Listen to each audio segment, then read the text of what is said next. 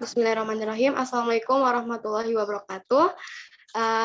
Sebelumnya saya ucapkan kepada teman-teman sekalian, kepada Ibu Ani dan Ibu Evi, dan nanti mungkin ada anggota KWT Lembah Gria Indah yang akan hadir lagi. Saya ucapkan mewakili tim KKNT Depok Kota 02, mengucapkan terima kasih banyak atas kehadirannya pada siang hari ini. Yang terhormat kepada Ibu Insinyur Evi Riana selaku Ketua KWT Lembah Gria Indah dan Ibu Ani Nur Aisyah STP MSI selaku pembicara seminar kita pada siang hari ini. Nah, seminar kita pada siang hari ini berjudul Workshop Bisnis Seminar Pembukuan Keuangan dan Pemasaran Digital.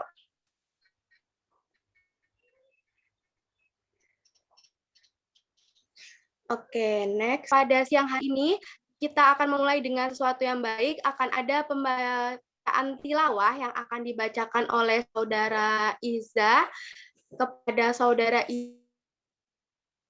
Iza. Waktu dan tempat.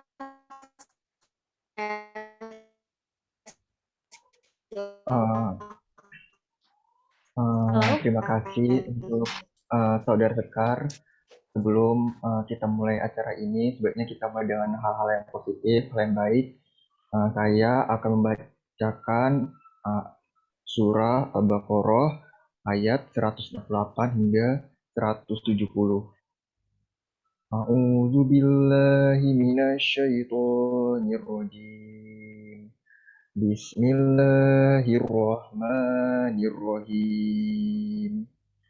Ya ayyuhan nasu kulu mimma fil ardi halalan thayyibah wa la tattabi'u khutuwatish syaitan idzahu lakum aduwwum mubin idzama ya'murukum bis-su'i wal fahsya'i wa an taqulu 'alallahi ma la ta'lamun wa idza qila lahum ittabi'u ma anzalallahu qalu bal nattabi'u ma alfayna 'alaihi aba'an awalau kana aba'uhum la ya'qiluna syai'aw wa la yahtadun.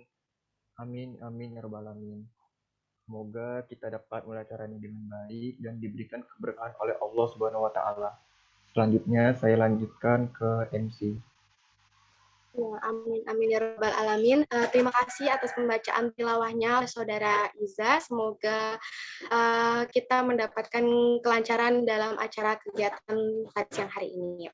Oke, untuk selanjutnya yaitu akan ada menyanyikan lagu Indonesia Raya dan himne IPB. Untuk seluruh hadirin dimohon untuk duduk tegak.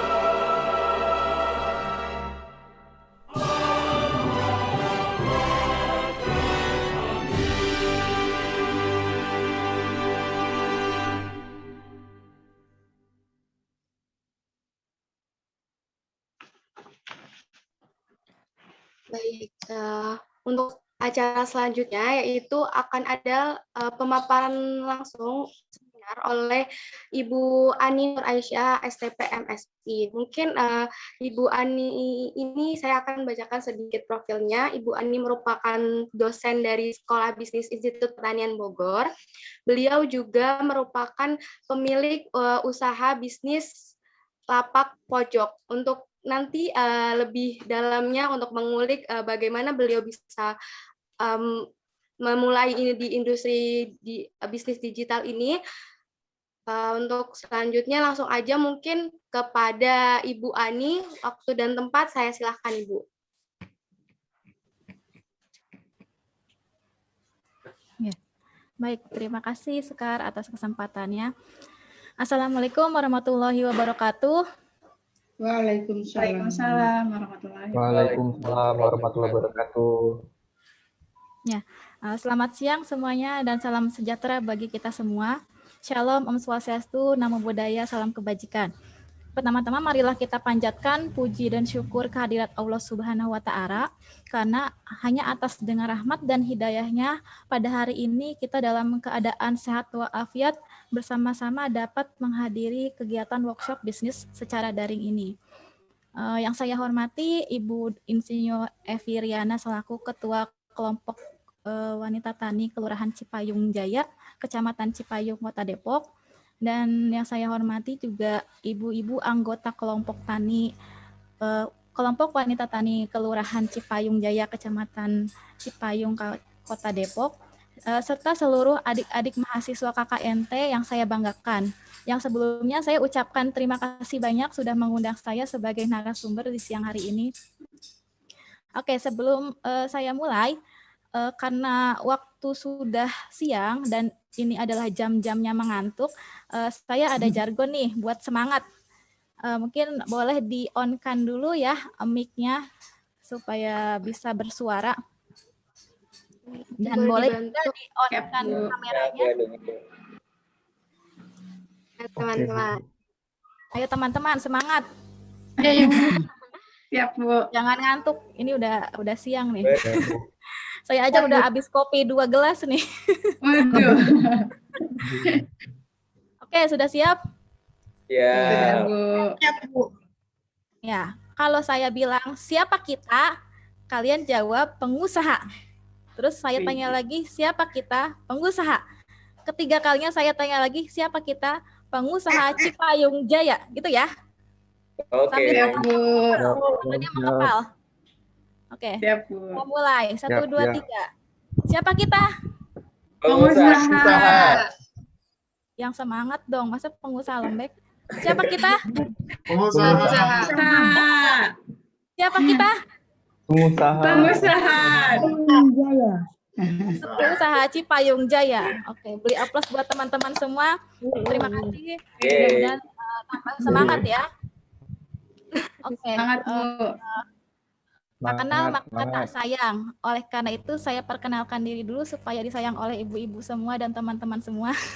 Nama saya tadi sudah disebutkan oleh MC adalah Ani Nur Aisyah.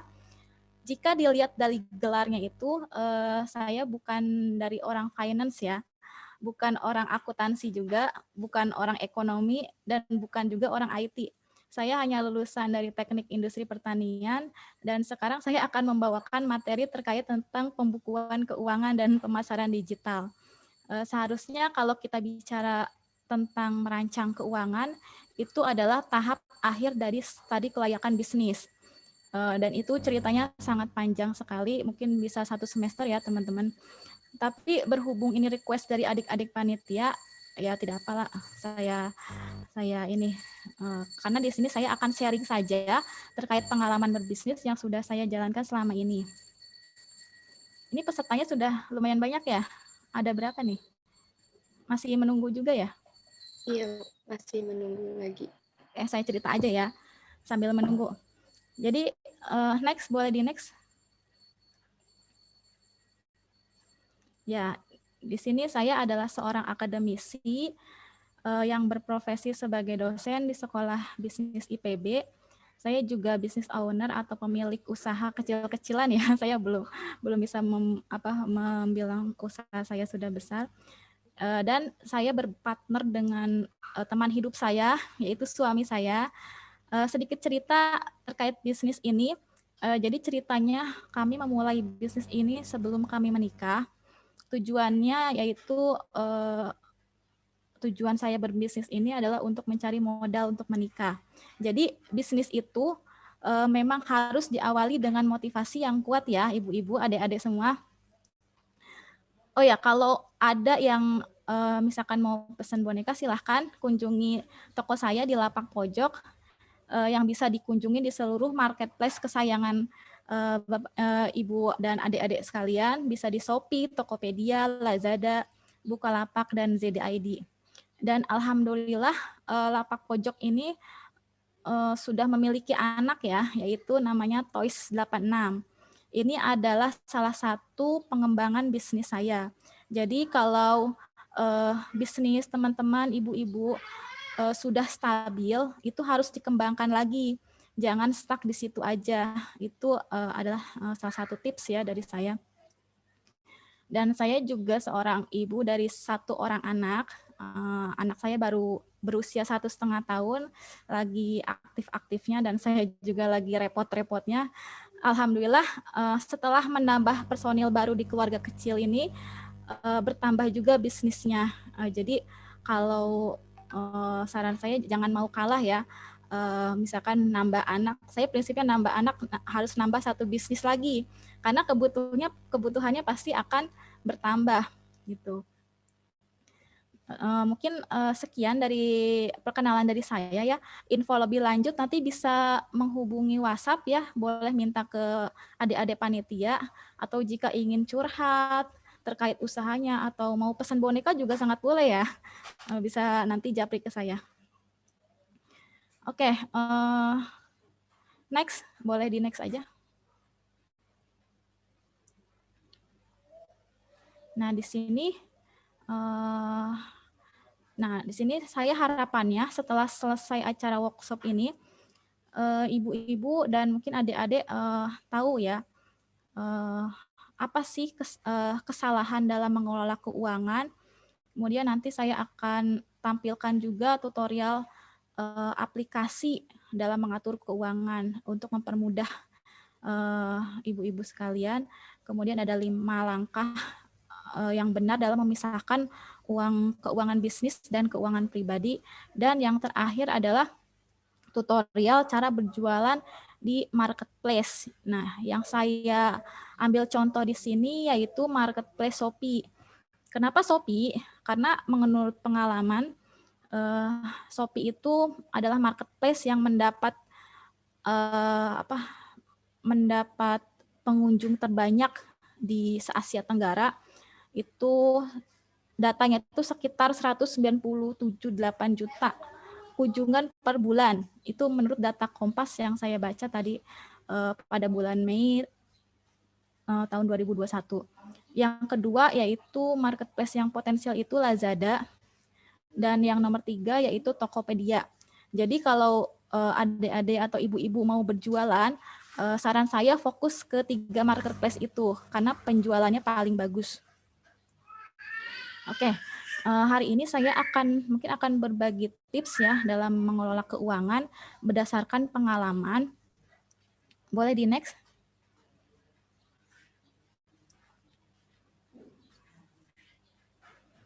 Nah, nanti mungkin kalau misalkan saya kecepatan boleh ini ya disampaikan ya. Atau mungkin nanti kalau tiba-tiba saya koneksinya takutnya terputus, namanya juga daring ya. Itu kondisi yang tidak terkendali. Nanti tolong disampaikan. Khawatirnya saya nanti bicara sendiri ternyata koneksinya terputus gitu kan. Ya baik. Oke ya, panitia. Oke, ya. Sip. Jadi sekarang saya akan bicara tentang kesalahan dulu. Nah, supaya ibu-ibu dan teman-teman sekalian tidak salah dalam mengelola keuangan. Nanti kalau setelah bicara kesalahan baru kita bicara bagaimana sih cara yang benarnya gitu kan. Yang pertama itu kesalahan dalam mengelola keuangan itu adalah melibatkan perasaan. Nah, jujur nih, ibu-ibu, teman-teman, pernah nggak merasa bingung? Kenapa sih uang kita ini tidak bertambah-tambah? Kenapa selalu menipis, terus menipis gitu kan? Lama-lama kok jadi nggak bisa nabung? Pernah nggak kayak gitu? Pasti sering dong. Nah, jawabannya adalah karena kita itu terlalu melibatkan perasaan. Ingat ya, uang itu adalah hanya sekedar angka. Uang itu bukan teman hidup kita. Jadi untuk itu uang bukan tujuan. Uang itu hanya sekedar angka, jadi jangan dibawa perasaan. Nah, kebanyakan dari kita, kalau uangnya sedikit itu pasti sedih banget. Iya nggak? Terus kalau uangnya banyak, mendadak jadi senang. Begitu nggak ibu-ibu, teman-teman? Iya Bener nih, gitu. Bu. Ya, Bu. Ya, Bu. bener nih. Bener ya? Kalau uangnya sedikit pasti sedih ya. Kalau uangnya banyak, mendadak jadi happy. Nah, itu sebetulnya secara psikologi itu manusiawi. Kalau kita punya uang banyak itu pasti senang, tapi boleh senang, tapi jangan terlalu over gitu. Kalau uangnya sedikit juga jangan terlalu bersedih. Jadi uangnya banyak happy banget sampai hura-hura, jadi sampai keliru mengambil keputusan. Nah, itu yang saya garis bawahi, itu yang sangat berbahaya ya. Jadi sekali lagi, uang itu adalah angka.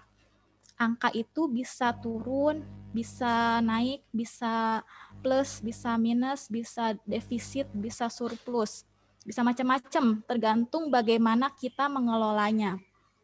Nah, kalau ibu-ibu dan teman-teman masih melibatkan perasaan dalam mengelola keuangan, artinya ini ibu-ibu dan teman-teman ini belum siap dalam mengelola keuangan. Jadi mulai sekarang jangan libatkan perasaan dulu. Kalau sedikit jangan terlalu bersedih, biasa aja. Kalau banyak jangan terlalu senang, jangan sombong, biasa aja. Karena perasaan yang datar itu akan membantu kita dalam menghitung nantinya. Kadang kita kalau misalkan punya uang itu pengennya tuh dihabiskan aja, ya nggak sih? Karena saking senangnya gitu. Padahal kan itu hanya sementara gitu. Kalau misalkan nanti kita akan lanjut lagi ke kesalahan berikutnya. Next. Nah, yang kesalahan yang kedua itu yaitu tidak merencanakan. Jadi di sini saya mention ya, gagal merencanakan sama saja dengan merencanakan untuk gagal. Itu prinsipnya yang harus teman-teman pegang. Jadi pada saat misalkan ibu atau teman-teman dapat uang, terus ibu tidak merencanakan uangnya mau diapakan secara tertulis, atau direncanakan secara rinci, secara matang, maka uang itu akan pergi, nggak tahu itu entah kemana. Pernah nggak ibu dan teman-teman merasakan seperti itu? Pasti pernah ya, dapat uang, Pernah. tapi udah gitu uangnya nggak tahu pada kemana gitu kan. Tapi kok nggak ada sisa gitu, tapi kok nggak ada rasanya, saya punya uang tapi cuma gitu-gitu aja gitu. Nah, itu artinya ibu-ibu dan teman-teman itu tidak pernah merencanakan keuangannya. Nah, keuangan itu memang harus direncanakan, harus dipos-poskan gitu istilahnya. Atau istilah lainnya mungkin dipisah-pisahkan atau di apa gitu. Jadi perencanaan itu sangat-sangat penting karena sesuatu yang besar itu memang harus direncanakan, teman-teman ya.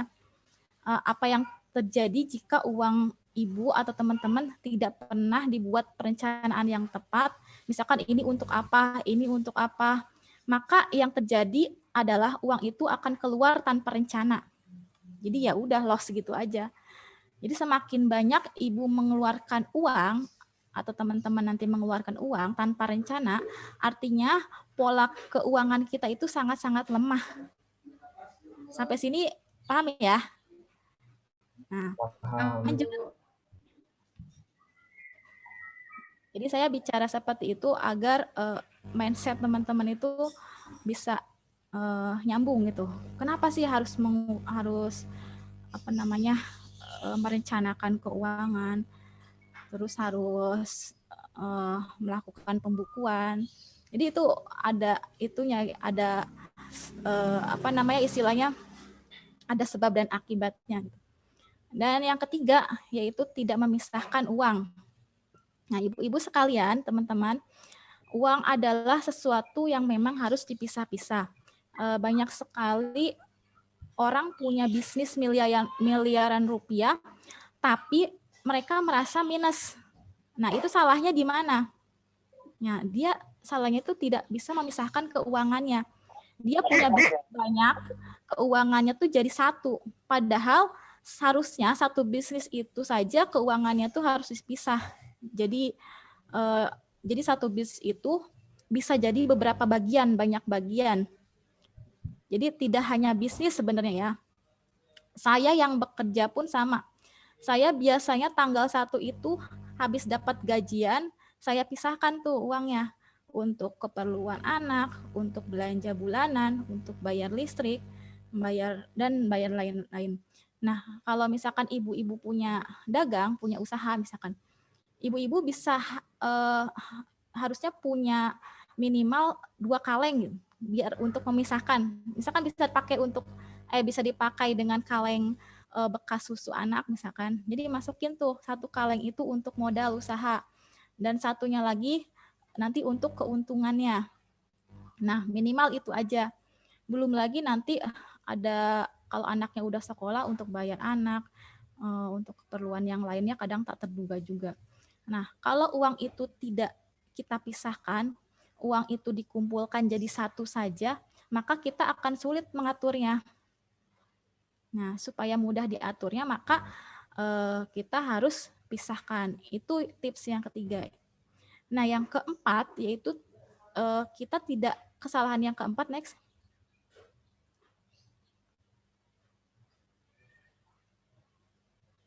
Nah, kesalahan yang keempat itu adalah kita tidak mencatat pengeluaran. Jadi pengeluaran itu harus dicatat. Misalkan ibu-ibu atau adik-adik teman-teman sekalian, kalau pergi ke supermarket saja, itu kan pasti ada catatannya ya, akan ada struknya. Misalkan teman-teman beli bensin juga bisa minta struknya. Terus bayar listrik juga pasti akan keluar struknya. Nanti lama-lama bisa-bisa struk ya. Enggak ya, jangan bercanda. Jadi struk ini dalam arti di sini adalah catatan kita yang sangat membantu dalam mencatat keuangan. Jadi itu adalah salah satu bukti untuk mempermudah keuangan kita. Kalau saya sih dulu dari zaman sekolah, dari zaman kuliah ya, itu struk tuh pasti dikumpulin. Karena ya keuangan saya emang sangat terbatas ya, karena saya kan dulu hidup dari beasiswa gitu. Jadi kalau belanja apa-apa itu harus dikumpulkan struknya sampai dompet saya itu bukan penuh sama uang tapi penuh sama struk gitu. Kelihatannya tebal tapi tebalnya sama struk. Nah, itu sebenarnya sangat membantu dalam mencatat keuangan. Anggaplah uang yang sudah kita belanjakan itu bukan uang kita, tapi uang perusahaan atau uang usaha kita. Meskipun ibu bekerja, anggaplah uang itu uang perusahaan ibu misalkan. Kalau ibu bingung, anggaplah uang itu uang suami misalkan. Enggak ya. Kalau uang istri itu milik istri, uang suami milik istri juga ya. Tapi ya anggaplah uang orang lain gitu misalkan. Jadi jangan menganggap uang itu uang milik kita. Jadi nanti kita bisa mencatat untuk laporan bulanan. Kalau dicatat, nanti ibu jadi tahu tuh bulan ini dipakai untuk pengeluaran apa saja. Dan jumlahnya harus sama antara pengeluaran dengan pemasukan. Kalau misalkan pengeluarannya lebih banyak, nah itu harus dipertanyakan tuh. Nanti tahap terakhir harus ada evaluasi. Nah, tidak ada satupun pengeluaran yang tidak dilaporkan. Jadi harus ada dilaporkan. Harus semuanya terlaporkan secara rinci dan jelas. Supaya apa?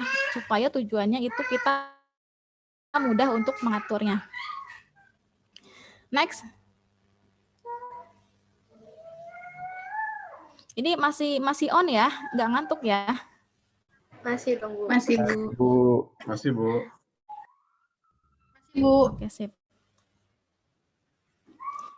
Lanjut, yang kelima yaitu tidak melakukan evaluasi.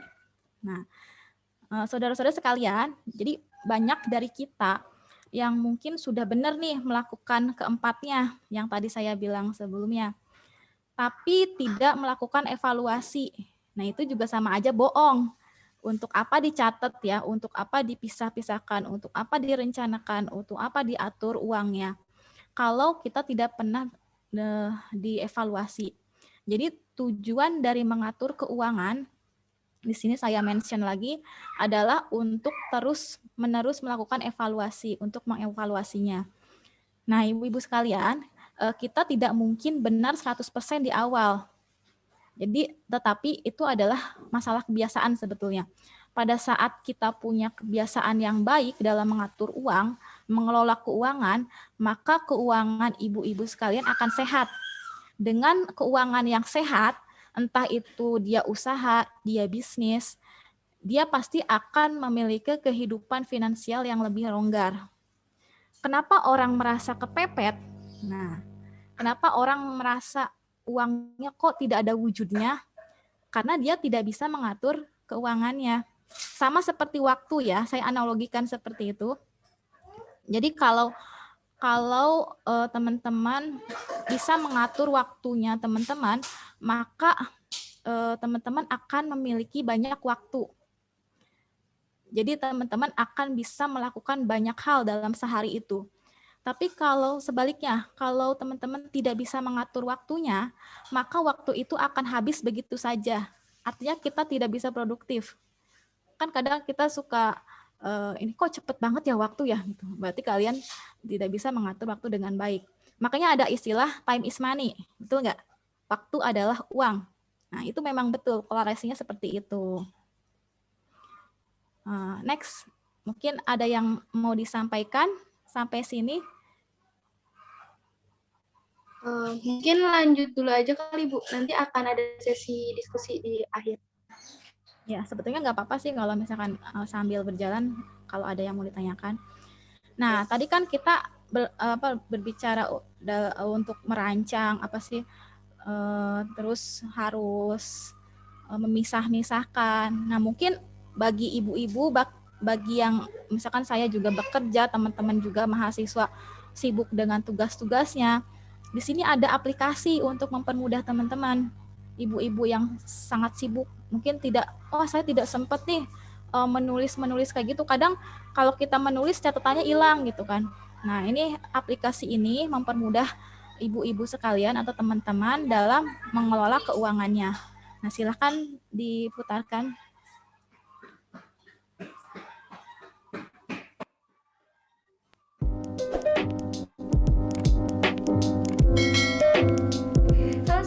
Assalamualaikum warahmatullahi wabarakatuh. Balik lagi sama aku Feli. Jadi di video kali ini aku mau sharing cara aku mengatur keuangan aku. Aku termasuk tipe orang yang selalu mencatat semua pengeluaran dan penghasilan aku, supaya aku tuh tahu uang aku tuh kemana aja sih. Karena kadang-kadang kita kan suka banget lupa dan bertanya-tanya, uangnya kemana ya, kok udah habis aja gitu. Nah, mulai sekarang kalian bisa catat semua pengeluaran dan penghasilan kalian. Jadi aku itu selalu mencatat semua pengeluaran dan penghasilan aku itu melalui handphone, karena memang sekarang kerjaan aku tuh lebih banyak di handphone. Ini aplikasi yang menurut aku gampang banget dipakai dan yang pastinya juga aman. Nama aplikasinya adalah Bukukas. Jadi kalau kalian belum tahu, Bukukas itu adalah aplikasi untuk mencatat keuangan digital untuk UMKM maupun pribadi.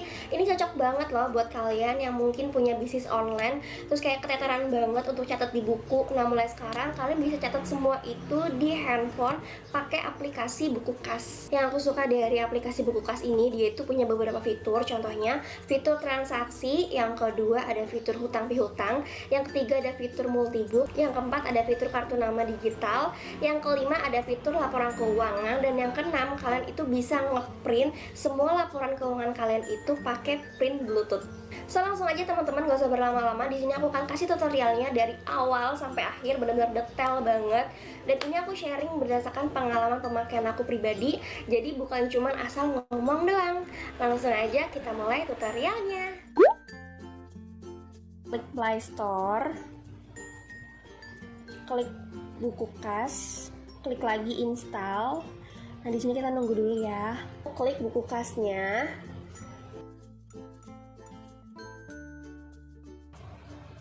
Nah, di sini aku mau masukin nomor handphone aku. Nah, jadi di sini ada dua pilihan untuk dapetin kode verifikasi. Aku masukin kodenya. Klik konfirmasi. Jadi teman-teman, di sini itu ada dua tipe pengguna. Yang pertama yaitu tipe bisnis atau pribadi. Nah, di sini aku mau pilih yang tipe bisnis. Aku klik nama online shop aku, Lovely Official.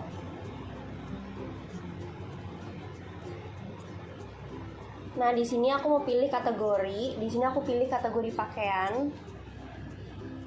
Aku klik simpan. Nah, di sini kita bisa langsung aja mulai. Oke teman-teman, langsung aja untuk tutorial fitur transaksinya. Di sini aku klik tambah transaksi. Nah, di sini tuh ada penjualan dan pengeluaran. Nah, di sini kan ada nominal penjual nih. Jadi di sini adalah nominal harga yang aku jual di online shop aku. Contohnya, produk yang aku jual di online shop aku adalah 500.000. Aku klik OK atau centang. Nah, terus di sini juga ada pengeluaran atau harga pokok. Jadi harga pokok itu adalah harga dari agen aku tuh berapa sih? Nah, kadang-kadang kita kan suka banget lupa ya. Di sini aku mau tulis 450. Nah, yang aku suka dari fitur ini, jadi udah secara otomatis akan kelihatan bahwa keuntungan yang aku dapat adalah 50.000. Nah, di sini juga ada catatan atau keterangan. Di sini aku mau tulis nama online shop aku.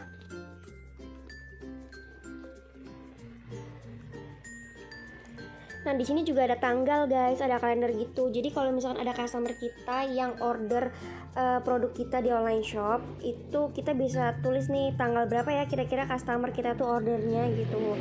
Dan di sini aku mau terapkan tanggal 21 ya, yaitu hari ini. Oke, nah di sini juga bisa kalian pilih customer kalian itu ngutang atau lunas. Nah, di sini juga ada detail barang. Detail barangnya itu contohnya kayak gini. Nah, detail barang itu kayak misalkan nama produk yang aku jual loh.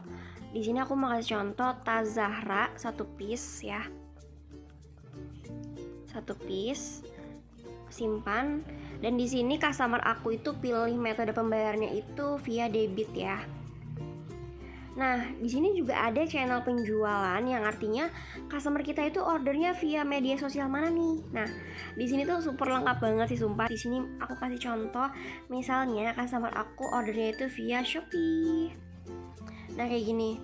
Dan di sini tuh kan kayak ada kamera gitu ya, gambar kamera kecil di sebelah kanan. Itu tuh kita bisa masukin produk yang terjual oleh customer aku. Produk yang udah dibeli oleh customer aku adalah tas. Nah, kayak gini. Terus di sini juga ada pilih kontak, yang artinya kalau kita nge-save nomor WhatsApp customer kita tuh bisa loh kirim struk online. Ini keren banget. Nih aku pilih kontaknya. Nah, di sini aku kasih contoh Intan. Nah, kayak gini guys, dan aku di sini udah selesai semua ya. Nah, setelah itu klik simpan transaksi. Nah, ini dia teman-teman untuk struk online-nya. Di struk online ini juga kita tuh bisa kirim ke customer kita nih via WhatsApp. Caranya klik kirim. Nah, kita bisa kirim via WhatsApp ya. Nah, kayak gini, aku klik yang Intan. Nah, kayak gini ya teman-teman. Klik lagi. Nah, kurang lebih seperti ini ya teman-teman. Jadi struknya itu akan masuk ke WhatsApp customer kalian nantinya. Oke guys, nextnya lagi. Jadi di sini aku mau buat tutorial untuk yang pengeluaran. Kalau tadi kan yang penjualan. Nah, sekarang yang pengeluaran. Caranya klik tambah transaksi. Nah, di sini aku mau klik yang pengeluaran. Kayak gini. Nah, untuk pengeluarannya di sini contoh misalkan aku mau pakai uang online shop aku nih. Uang keuntungan online shop aku ya. Misalkan aku mau pakai 50.000, aku klik centang. Di sini aku pilih kategori. Kategorinya itu aku pengemasan. Karena aku pengen beli kayak misalkan packing gitu. Nah, di sini aku tulis keterangannya itu packing online shop. Nah, di sini juga ada tanggalnya ya. Tuh, jadi kita tuh bisa atur kapan sih kita itu belanja pengeluaran gitu. Next lagi di sini aku klik detail barangnya. Nah, untuk detail barangnya itu adalah aku tulis yaitu plastik packing. Klik OK, simpan. Nah, terus untuk metode pembayarannya di sini, misalkan aku kan mau beli online ya, aku mau pakai debit. Terus udah, kalau udah kayak gini, aku klik simpan transaksi. Nah, kayak gini teman-teman. Jadi di sini udah tercatat ya secara otomatis pengeluaran aku itu 50.000. Jadi keuntungan aku yang tadinya 150.000 sekarang jadi 100.000. Oke teman-teman, next lagi di sini aku akan ngebahas untuk fitur yang hutang bihutang. Di sini aku klik yang tengah ya. Lanjut aku klik lagi tambah hutang bihutang. Nah, di sini tuh ada memberi dan menerima. Jadi kalau memberi itu adalah kita itu ngutangin ke orang, tapi kalau menerima itu kita yang ngutang ke orang. Jadi jangan sampai salah ya. Nah, di sini contohnya aku ngasih utang ke orang ya. Misalkan ada orang yang ngutang ke aku itu 500.000. Nah, di sini aku ketik pelanggan yaitu Uwi namanya. Nah, kalau misalkan kalian punya kontak si Uwi ini, kalian juga bisa pilih dari buku kontak. Contohnya kayak gini ya, aku klik. Nah, aku klik. Next lagi di sini kan ada catatan atau keterangan. Di sini aku tulis pinjam uang. Jangan lupa untuk catat tanggalnya, kira-kira minjemnya tanggal berapa ya, kayak gitu guys. Nah, di sini aku klik simpan transaksi. Nah, kayak gini guys. Jadi kalau misalkan ada orang yang ngutang ke kita, alangkah baiknya kalau kita tuh selalu catat ya, supaya nggak lupa juga kan. Nah, jadi ini contohnya Uwi pinjam uang ke aku 500.000. Dan yang bikin aku suka banget sama aplikasi ini adalah dia itu kayak ada pengingatnya gitu loh.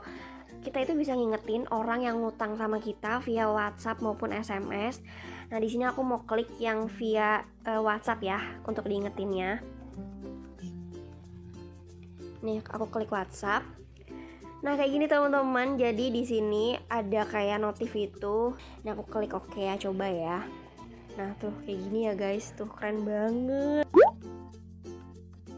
Jadi di buku kas ini juga ada fitur multibook yang artinya bisa mencatat keuangan dari beberapa usaha secara terpisah. Nah, jadi di sini kan aku tadi udah masukin nama online shop aku yaitu Lovely Official. Nah, karena aku punya usaha lain juga di bidang baju, jadinya aku mau nambahin nih nama online shop aku selanjutnya. Di sini aku mau klik yang panah ke bawah nih yang tulisan Lovely Official. Aku klik. Nah, di sini aku klik tambah bisnis baru. Ini tuh bisa nambah lebih dari satu bisnis gitu. Langsung aja klik profil. Nah, di sini tuh kita bisa buat kartu nama digital. Ini keren banget. Nah, di sini tuh kita bisa ganti-ganti warna juga, guys. Tuh mau biru, mau merah, mau hijau, mau hitam. Nah, lanjut di sini aku mau isi data dulu ya. Ini nama bisnis aku udah aku tulis Lovely Official. Sekarang aku mau tulis nama aku yaitu Feli.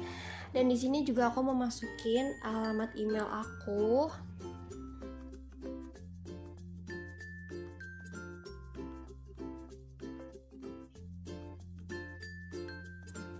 Alamat bisnis aku.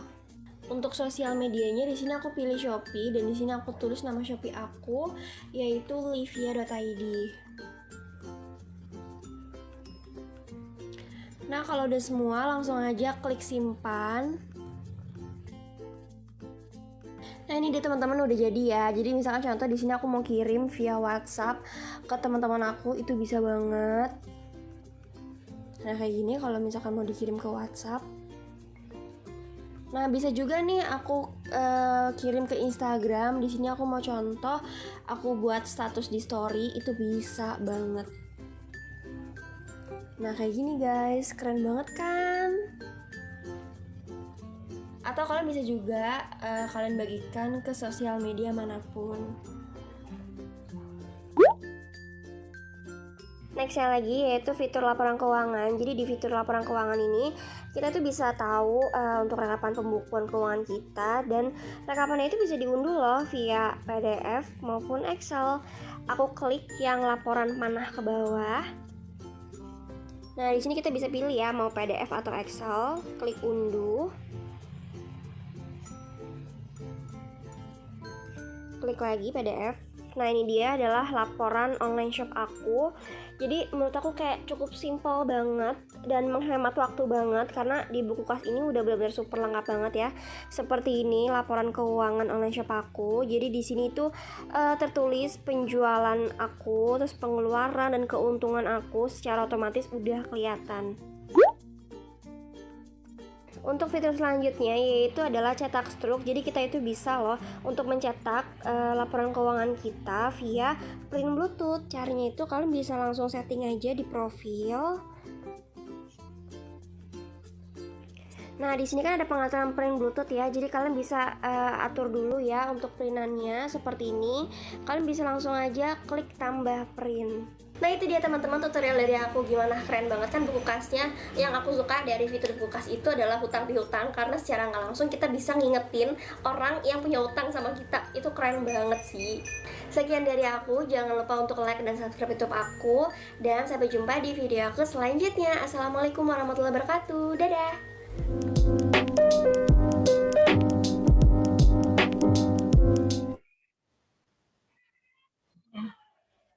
Ya, gimana teman-teman? Mudah nggak? Lebih mudah kan? Udah. Nah, itu saya sih gambarannya gini ya. Sekarang kan zamannya digital ya. Pasti teman-teman kemana-mana bawa smartphone, bawa HP.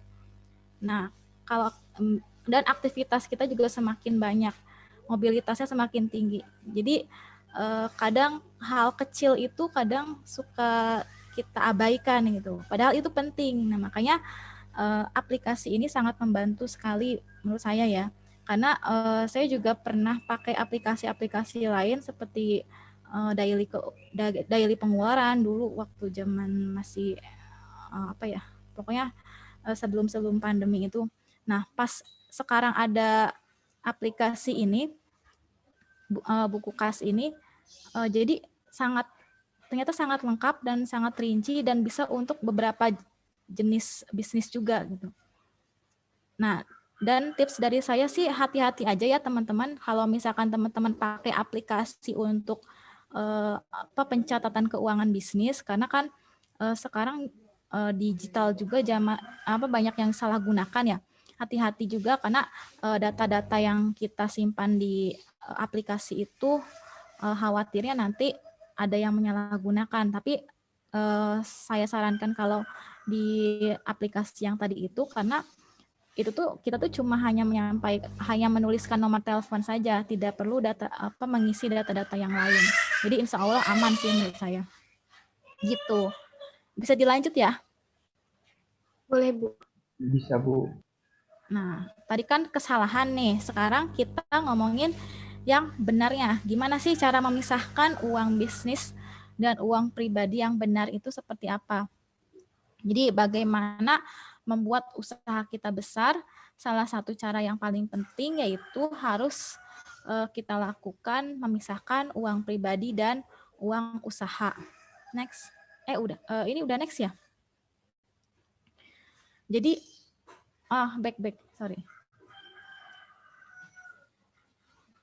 Nah, yang pertama itu membuat pembukuan terpisah antara pembukuan usaha dan pembukuan pribadi. Jadi gini penjelasannya. Seandainya ibu-ibu atau teman-teman semuanya tidak sempat membuat pembukuan terpisah untuk keuangan pribadi, minimal untuk pembukuan usaha itu harus bisa dilakukan ya. Jadi di mana kalau kita mempunyai pembukuan terpisah, maka otomatis rekeningnya juga harus terpisah. Nah, ini nih yang harus digarisbawahi nih. Jadi transaksi yang dilaksanakan dengan cara terpisah, segala bentuk administrasinya pun harus dilakukan secara terpisah. Kalau di sana ada pengeluaran uang pribadi, ya dicatat untuk urusan pribadi. Kalau enggak ya juga silahkan.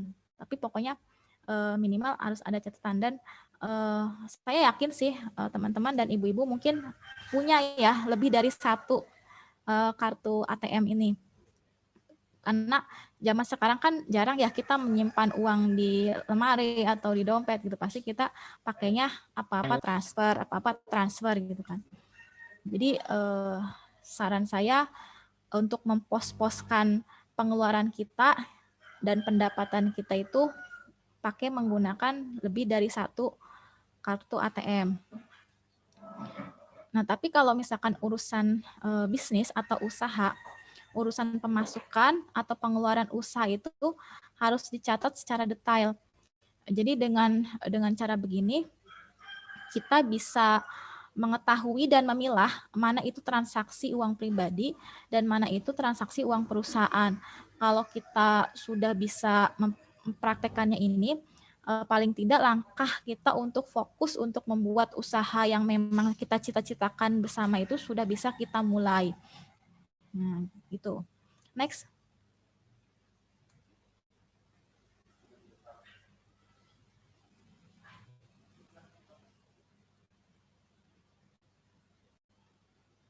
Oke. Satrio bertanya. Nanti aja ya sekalian ya. Iya, Bu. Yang kedua yaitu yang menyusun anggaran usaha. Kalau kita sudah bisa memisahkan pembukuan antara pembukuan keuangan pribadi, pembukuan keuangan usaha, maka langkah kedua supaya kita bisa tetap fokus agar usaha kita besar adalah kita harus mulai membuat anggaran perencanaan keuangan usaha. Jadi artinya kalau kita bisa mulai dari sini, anggap tahun ini kita punya omset 10 juta.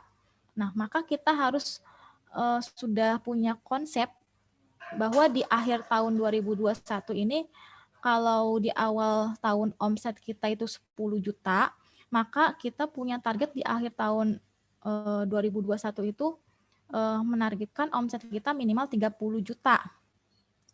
Nah, setelah kita merencanakan omset kita 30 juta, maka kita tahu kebutuhan dana yang harus kita siapkan dari waktu ke waktu itu sampai dengan kondisi seperti sekarang ini, kita bisa menghitung berapa kebutuhan dananya yang bisa kita pakai, yang harus kita siapkan agar target kita tercapai, yaitu mendapatkan omset 30 juta. Di akhir tahun itu bisa kita realisasikan.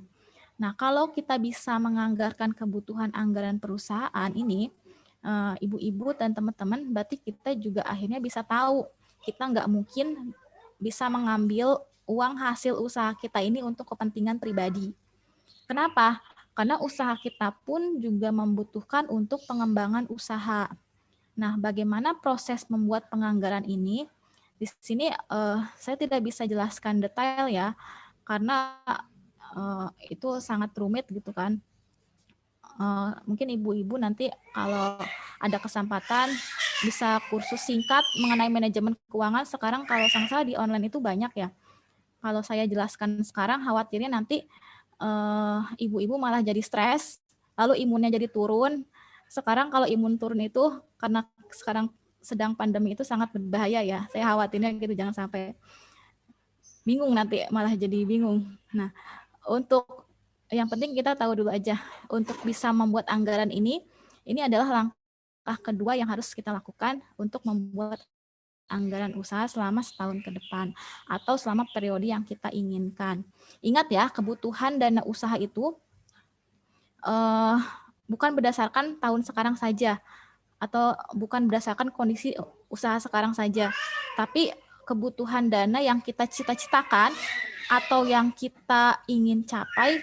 Kalau kita sekarang 10 juta, kita ingin targetnya 30 juta, maka yang harus kita anggarkan adalah kebutuhan dari waktu ke waktu agar target ini bisa 30 juta ini bisa tercapai. Kebayang ya? Dari 10 ke 30 kan kita pasti harus merancang anggaran segimana caranya biar target kita tercapai. Maaf, ada backsound. Ya, lanjut ya. Nah, seandainya kita nanti ada kebutuhan pribadi pun, kita itu nanti bisa menyesuaikan keperluan pribadi itu dengan kebutuhan perusahaan. Karena ini sejatinya yang kita inginkan untuk masa depan kita. Jadi usaha yang kita besarkan ini pasti juga nanti akan membuahkan hasil di kemudian hari. Lalu next.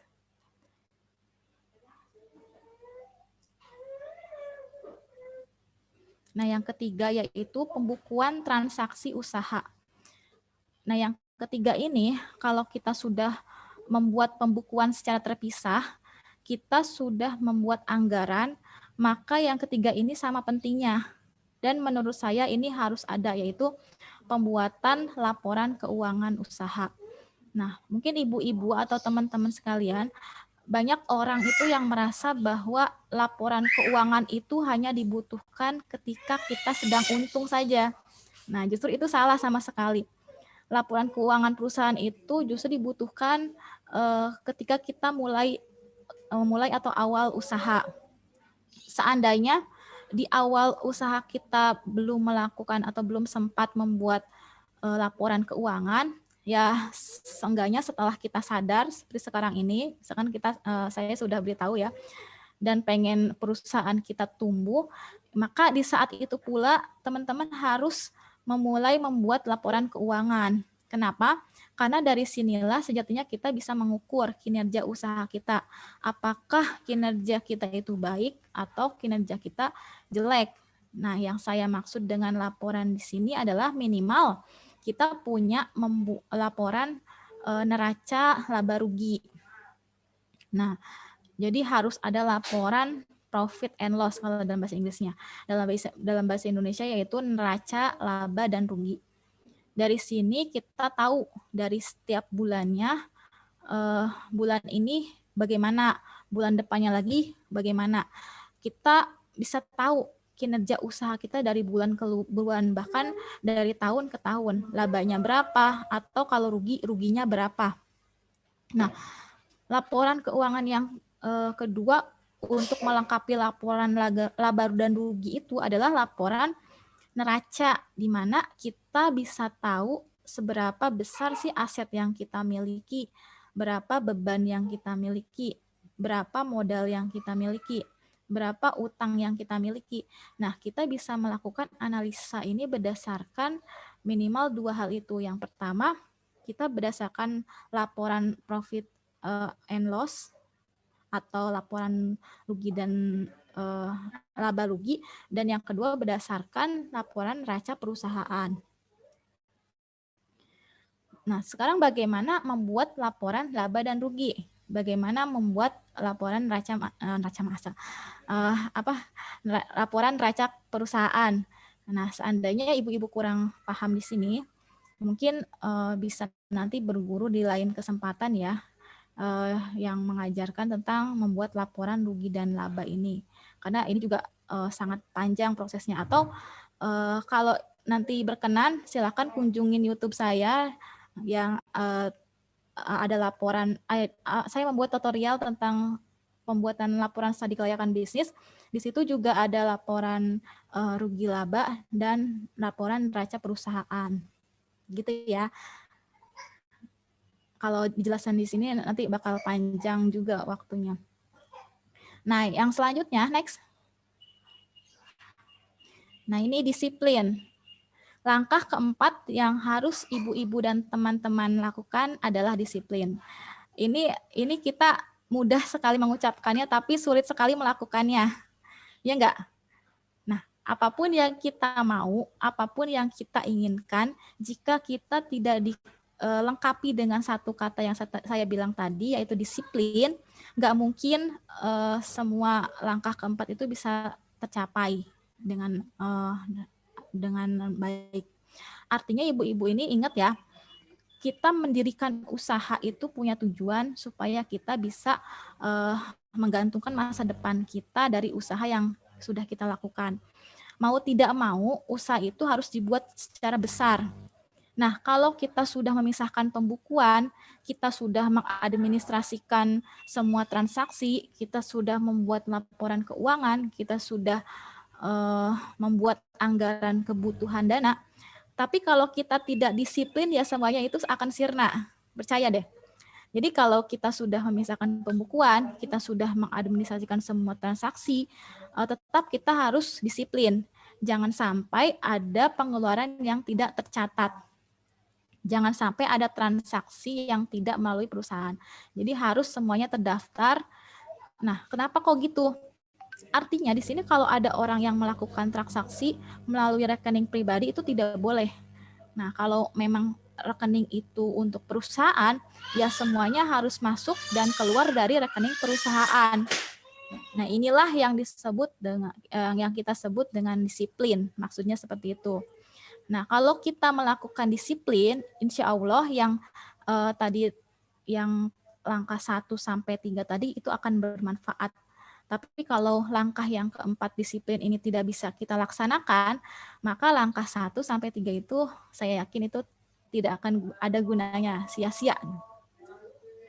Next.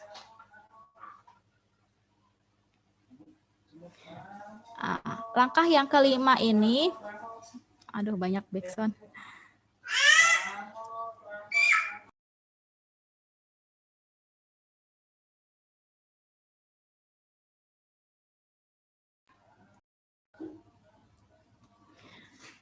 Nah, langkah yang kelima ini sebetulnya banyak yang ditanyakan ya.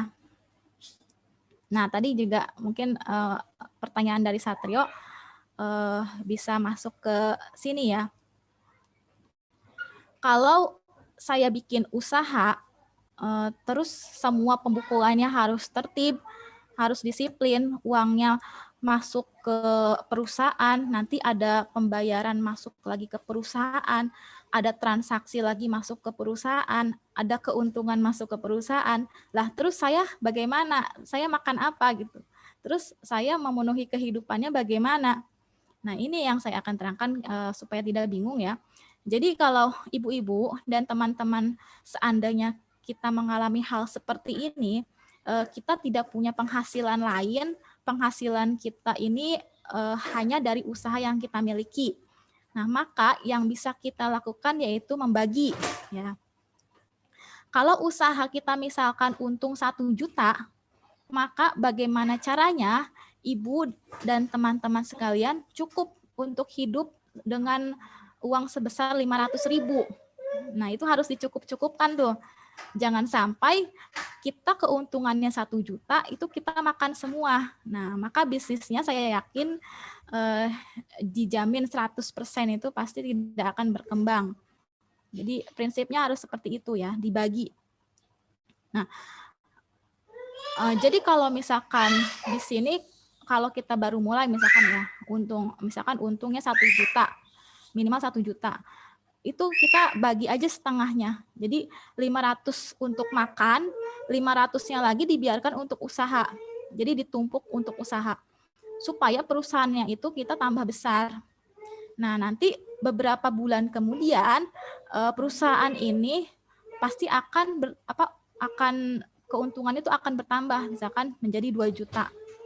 Nah, ambil tuh 900.000 misalkan untuk makan misalkan ibu dan keluarganya, yang 1,1 jutanya lagi itu biarkan tumbuh dan berkembang untuk usaha ibu-ibu. Nah,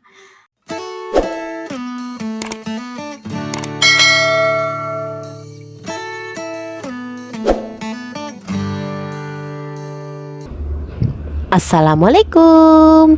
Selamat datang kembali di channel Eki PP.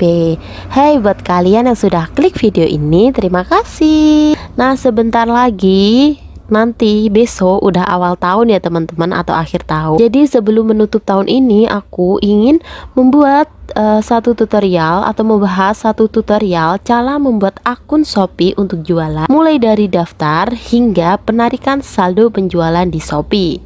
Nah, sebelum video ini dimulai, jangan lupa subscribe dan nyalain loncengnya ya, agar kalian selalu mendapatkan info terbaru dari aku. Buat yang masih bingung cara memulai berjualan di Shopee, jangan skip-skip video ini ya, agar tidak terjadi kesalahan saat menggunakannya. Langsung saja ke videonya. Langkah yang pertama, kalian buka terlebih dahulu aplikasi Shopee-nya. Tampilan awalnya seperti ini, tinggal geser-geser aja ya. Lalu klik mulai. Kalian pilih izinkan. Lalu pilih menu saya yang gambar orang di bagian pojok kanan bawah ya teman-teman.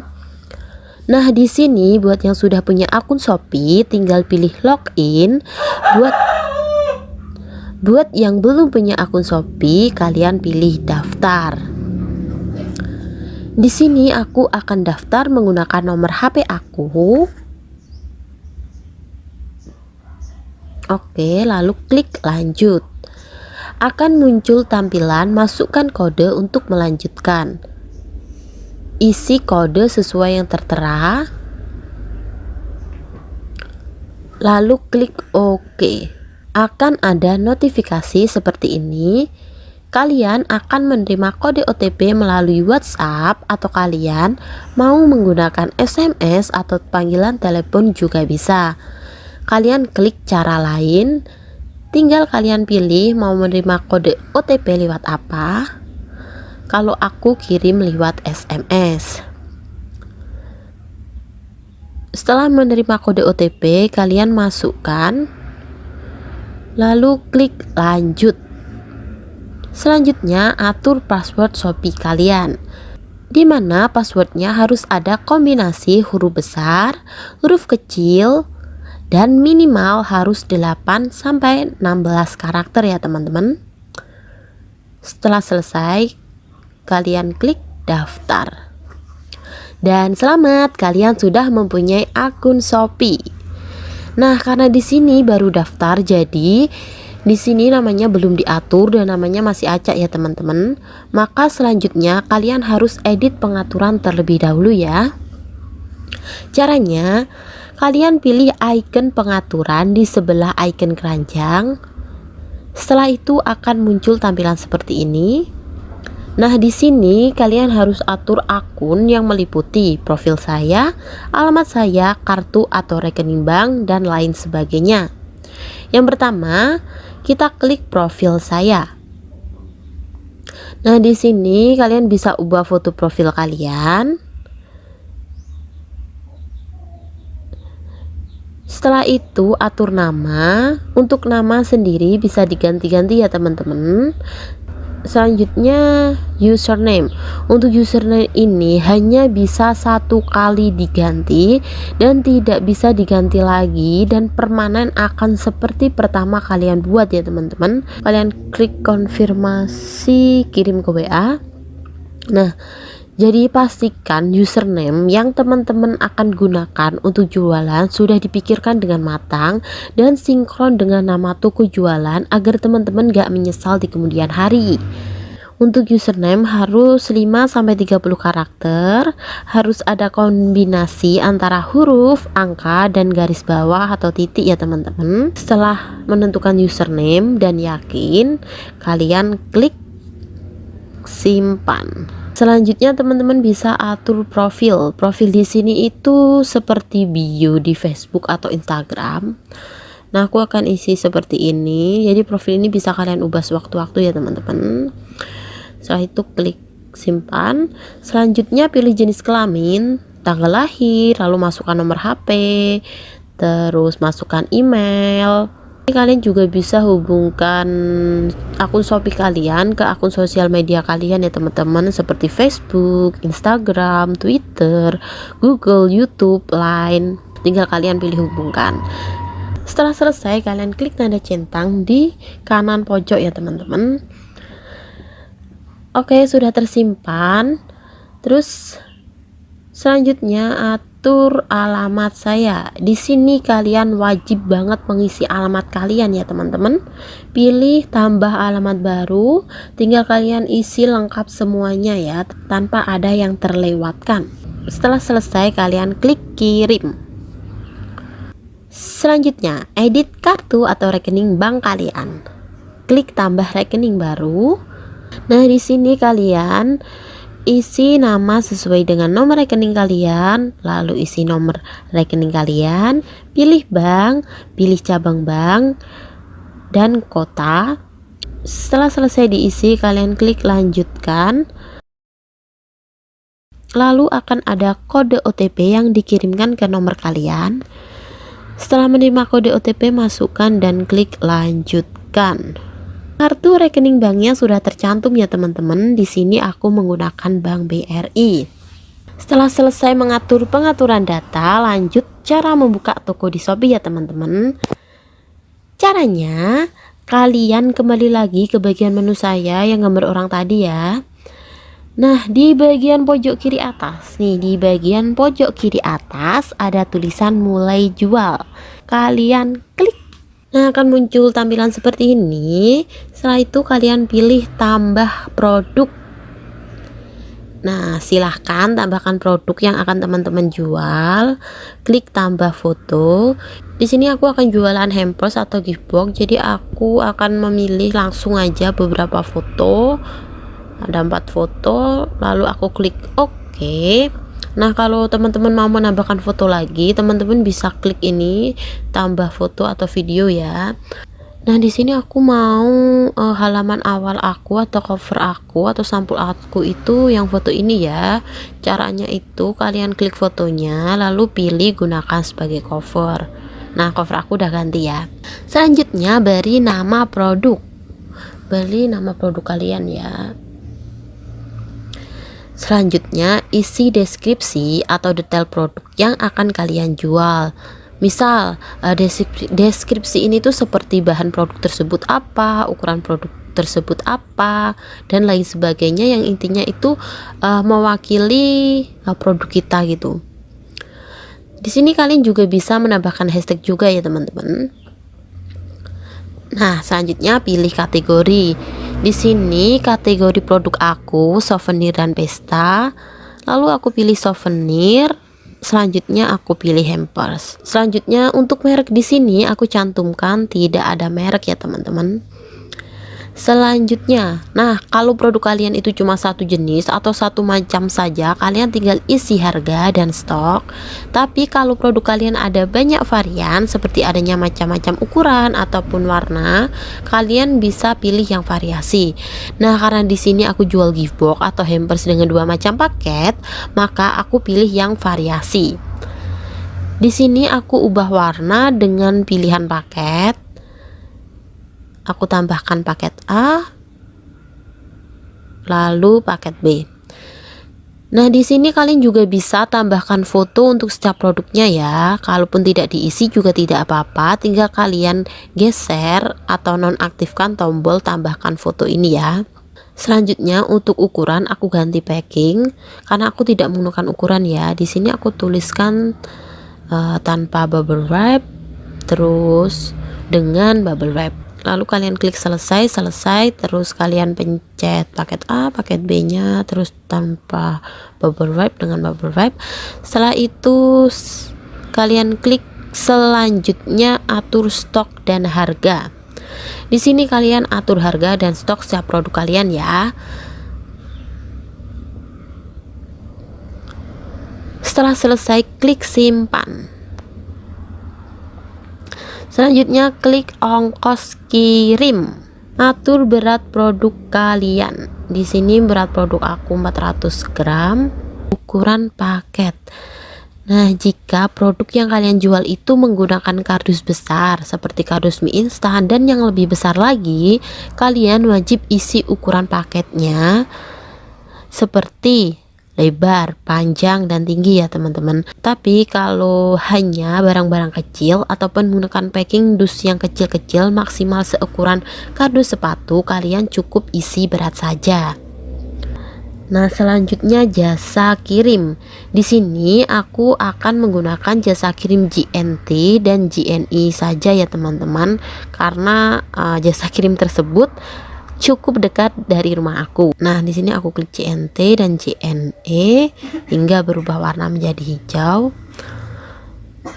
Oh ya, jangan sampai kalian menggeser yang ada tulisannya saya akan menanggung ongkos kirim, karena kalau kalian menggeser atau mengaktifkan itu, maka ongkir atau ongkos kirim yang menanggung adalah kalian ya teman-teman. Setelah selesai, nah kembali lagi. Selanjutnya kondisi. Kalau kondisi produk kalian baru, ya kalian pilih baru. Tapi kalau kondisi produk kalian barang second atau pre-love, kalian pilih pernah dipakai. Di sini aku pilih baru karena produk aku baru ya teman-teman. Nah, selanjutnya ada pre-order. Jadi, jika produk yang kalian jual tidak ready stock atau kalian harus buat dulu, kalian bisa aktifkan tombol pre-order di sini. Pre-order minimal 7 hari dan maksimalnya 15 hari ya teman-teman. Tapi jika ready stock kalian nggak perlu mengaktifkan ini ya.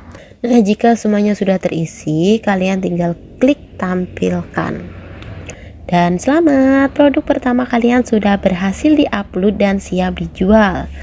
Kalian scroll ke bawah sendiri. Nah, di sini tertera bahwa ada satu produk yang sudah ada di etalase toko ya teman-teman. Di sini ada fitur naikkan produk. Fungsi fitur ini yaitu agar produk kita itu berada di posisi paling atas saat pencarian produk yang serupa. Fitur ini bisa digunakan setiap 4 jam sekali, dan sekali naikkan produk maksimal hanya bisa 5 produk saja ya teman-teman. Nah, mungkin ada yang galvok ya atau gagal fokus dengan nama toko. Kok nama tokonya masih sama seperti awal kita buat? Tenang saja teman-teman, nama toko itu bisa diubah. Kalian scroll ke bagian bawah, kalian pilih asisten penjual, lalu kalian pilih profil toko. Setelah itu kalian pilih nama toko. Nah, di sini kalian hanya bisa ganti nama toko setiap 30 hari sekali ya teman-teman. Lalu klik konfirmasi. Nah, tulis deh nama toko kalian seperti awal kalian tulis toko tadi ya teman-teman. Setelah yakin dan sesuai, kalian klik simpan. Dan selesai, nama toko kalian sudah berubah ya teman-teman.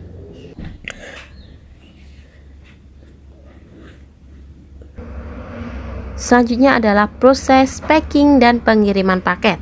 Di sini aku ganti ke akun Shopee jualan aku yang satunya. Nah, di bagian penjualan saya terdapat satu pesanan yang perlu dikirimkan ya. Jadi di sini terdapat menu belum bayar, perlu dikirim, dikirim, selesai, pembatalan, dan pengembalian. Sebelum lanjut, aku akan jelasin menu-menu tersebut terlebih dahulu. Yang pertama, di menu belum bayar. Ini adalah customer yang sudah check out tetapi belum bayar. Selanjutnya di menu perlu dikemas, di sini customer sudah check out dan sudah bayar, dan kita sebagai penjual harus packing produknya. Lalu menu dikirim, di sini berarti paket sudah diterima pihak ekspedisi dan sedang diproses dan sedang dalam perjalanan ke alamat customer. Terus menu selesai, di menu ini berarti barang sudah sampai dan sudah diterima oleh pembeli. Terus menu pembatalan adalah di mana kemungkinan customer itu sudah check out tetapi salah memasukkan alamat atau mau mengubah rincian pembelian produk, ataupun customer bisa saja tidak jadi membeli. Dan yang terakhir menu pengembalian. Menu ini fungsinya jika ada customer yang mau retur produk kita karena adanya kecacatan ataupun kekurangan dari produk kita, sehingga customer bisa mengajukan pengembalian. Oke, kembali lagi ke menu perlu dikirim. Di menu ini kita harus packing barangnya ya teman-teman. Sebelum packing, kita wajib atur pengiriman terlebih dahulu. Kalian klik atur pengiriman. Di sini kalian bisa antar langsung paket ke counter ataupun bisa pilih dijemput oleh pihak ekspedisi. Di sini aku akan antar ke counternya langsung, maka aku pilih yang antar ke counter. Nah, akan ada notifikasi seperti ini. Jadi kalian jangan membayar uang apapun ke pihak ekspedisi karena Shopee sudah bekerja sama dengan pihak ekspedisi tersebut. Dan kita sudah mendapatkan resi ya teman-teman. Resi ini nanti yang akan kita tulis di paketnya. Jadi untuk resi ini kalian bisa tulis manual ataupun kalian bisa cetak resinya ya teman-teman. Lalu kalian klik OK. Nah, jika sudah atur pengiriman, tulisannya akan berubah menjadi lihat rincian pengiriman. Berarti di sini paket sudah aku proses. Lalu, paket yang sudah aku packing biasanya hanya aku tulis nomor resi, nama penerima, sama nomor telepon aja. Karena aku sudah langganan di JNT dan JNE sini. Aku tinggal bilang ke petugas ekspedisinya bahwa ini paket dari Shopee, dan nanti petugasnya yang akan print detail pengirimannya mulai dari nama hingga alamatnya. Tapi juga ada beberapa JNT dan JNE yang harus menyantumkan secara lengkap detail pengirimannya ya teman-teman. Selanjutnya, setelah kita menyerahkan paket ke pihak ekspedisi, setelah diproses dan data diinput oleh pihak ekspedisinya, maka status paket kita di Shopee akan pindah ke bagian menu dikirim di sini ya teman-teman. Di menu ini kalian juga bisa cek status pengiriman kalian. Caranya kalian klik lacak. Di situ kalian bisa melihat paket yang dikirimkan sedang berada di mana. Setelah beberapa hari, aku coba cek paket yang sudah aku kirim tempo hari. Dan paketnya itu ada di menu dikirim ya teman-teman. Kita cek dulu status pengirimannya. Jadi paketnya itu di sini itu sudah diterima, tetapi sama customer belum dikonfirmasi. Kemungkinan di sini paketnya itu belum dibuka ataupun belum dicek. Jadi status pengiriman di Shopee itu tetap di bagian menu dikirim ya teman-teman.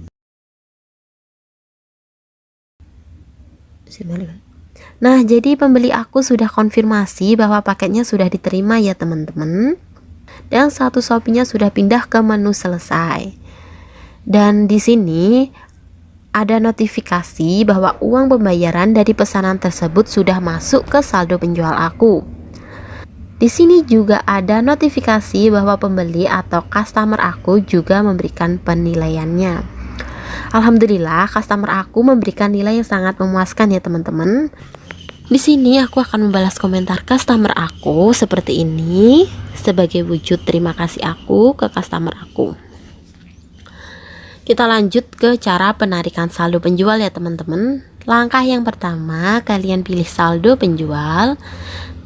Selanjutnya pilih penarikan. Nah, di sini kalian bisa mengisi nominal yang akan kalian tarik, ataupun kalian bisa tarik semua saldo penjual yang kalian punya ya teman-teman. Di sini aku akan tarik semua saldo yang aku punya. Aku akan centang saldo saat ini. Nah, untuk biaya penarikan dana free ya teman-teman, tanpa biaya sama sekali. Kalian hanya bisa melakukan penarikan saldo penjual 1 kali saja per harinya. Setelah menentukan nominalnya, kalian klik berikut. Nanti akan ada penegasan lagi seperti ini bahwa kita akan tarik saldo dari saldo penjual ke rekening bank yang sudah terdaftar. Di sini rekening aku Bank BRI sudah benar. Selanjutnya jumlah penarikan dana yang akan kalian tarik. Dana yang akan aku tarik sebesar Rp157.326. Biaya penarikan dananya free ya teman-teman, yaitu Rp0. Lalu jumlah dana yang akan ditransfer ke bank kalian akan tetap sama tanpa pengurangan biaya admin. Jadi total dana yang akan aku terima akan tetap, yaitu Rp157.326. Nah, di bagian bawah tertera bahwa proses penarikan dana ke rekening BCA, BNI, BRI Syariah, BRI, dan Mandiri maksimal 1 hari kerja.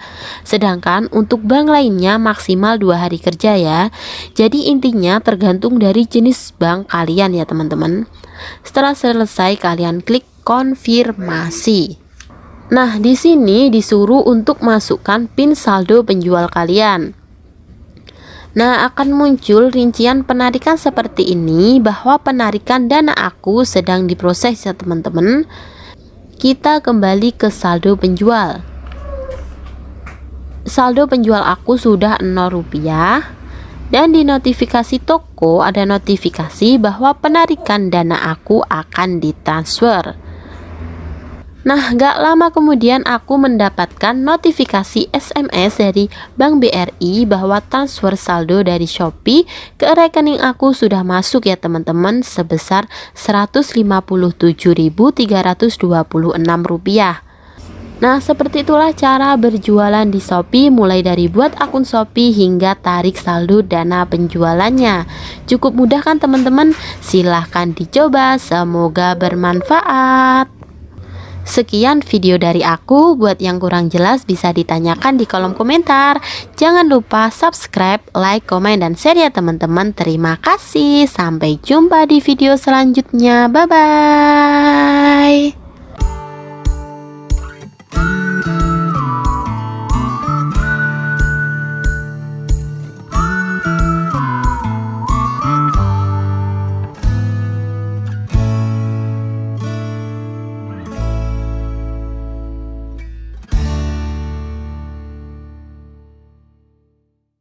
Jadi kalau nanti misalkan sudah berkembang lagi menjadi 3 juta,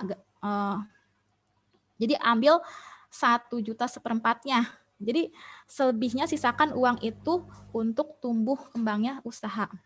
Jangan diambil terlalu besar, cukup dibagi setengahnya atau setidaknya ada uang untuk bisa diputar kembali untuk usaha kita. Nanti kalau usaha ini sudah untung 100 juta misalkan, nah kita bisa ambil 20 juta. Nah 80 jutanya itu bisa dikembangkan untuk usaha. Makanya sering orang sukses itu mengatakan seperti ini. Orang yang pengen sukses, sorry ya.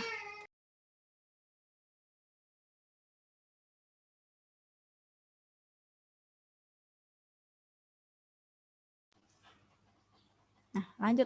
Sorry ya, maaf. Jadi sering sekali orang sukses itu mengatakan orang yang pengen sukses itu adalah orang yang bisa menunda kesenangannya untuk sebuah pesta. Nah, artinya pesta ini akan muncul setelah perusahaan kita itu betul-betul sudah menjadi perusahaan yang besar, di mana dengan untung yang besar itu kita bisa membelanjakan untuk diri kita sendiri dan juga untuk sesuatu yang lebih besar.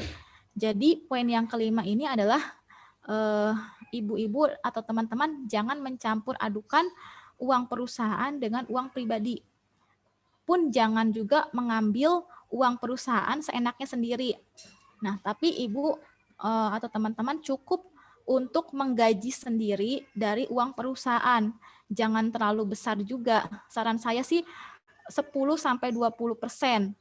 Nanti kalau perusahaannya sudah semakin besar, itu presentasinya kan akan semakin kecil ya. Mungkin di awal bisa 50%. Nah, nanti setelah itu mungkin kita ambil 10-20%. Karena nanti semakin nominalnya semakin besar, maka presentasinya juga yang kita dapatkan rupiahnya juga akan semakin besar. Gitu ya. Yang penting cukup untuk menggaji diri kita sendiri.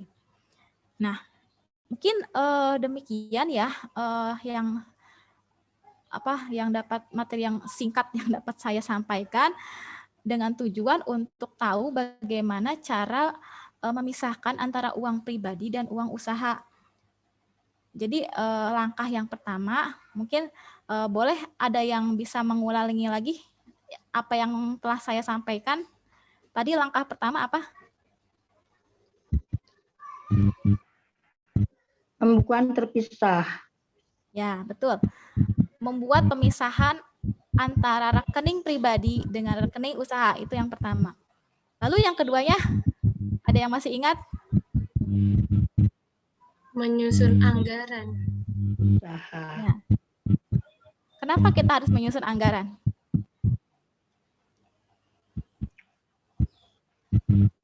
Berapa dana yang disiapkan untuk menghitung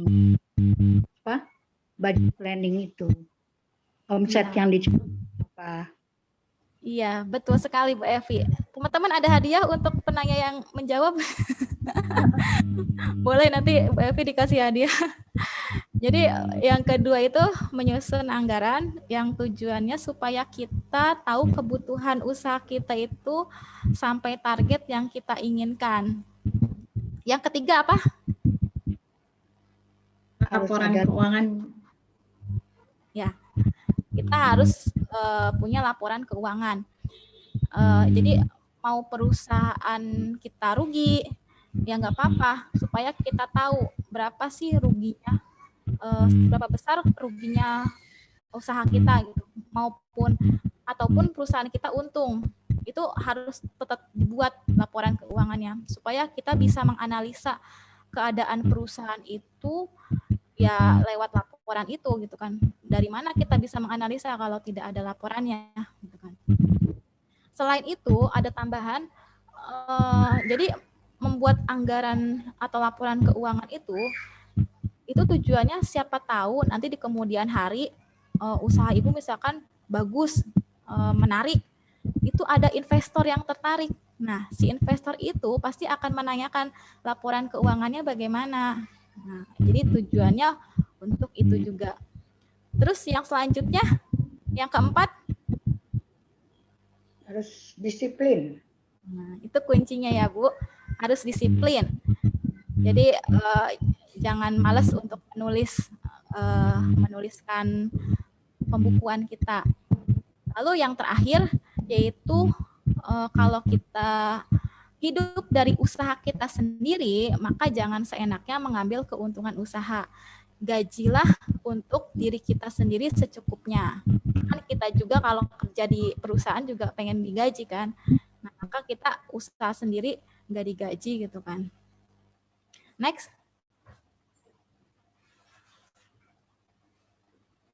Nah, ini ada contoh laporan keuangan yang sederhana ya. Jadi sebetulnya biar ibu-ibu tidak repot, itu cukup menuliskan di sini kan ada debit, ada kredit. Debit itu berarti pemasukan, kredit itu pengeluaran. Terus selanjutnya total.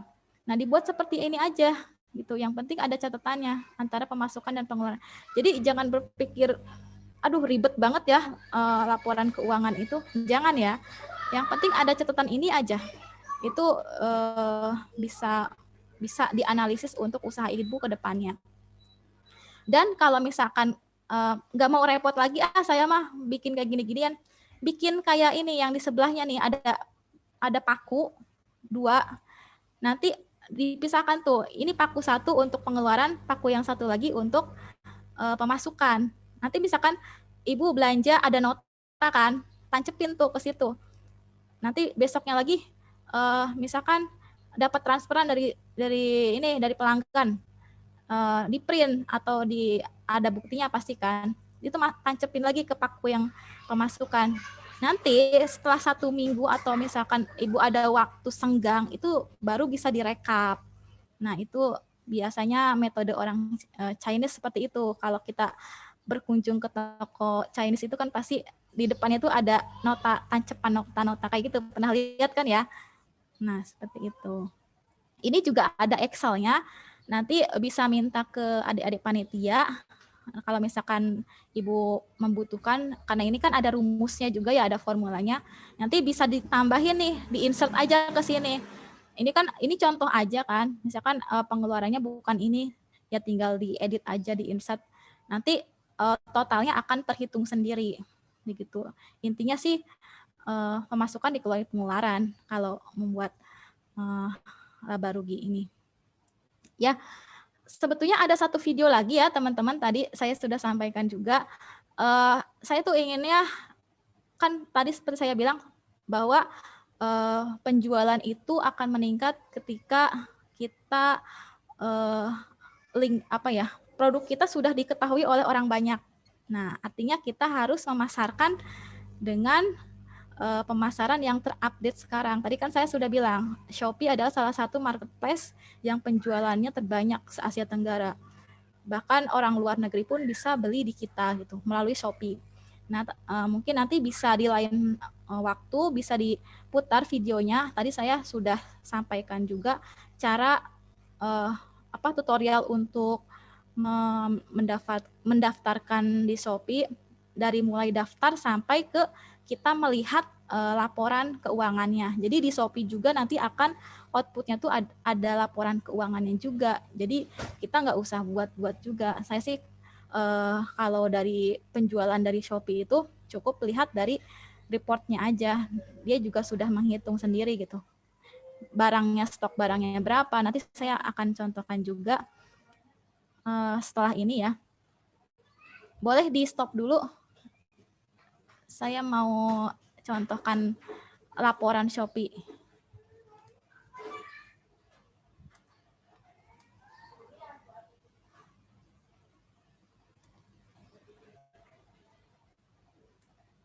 Sudah terlihat ya?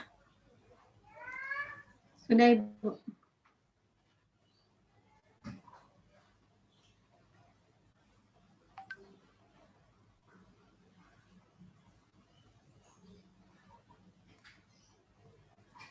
Kok keluar lagi?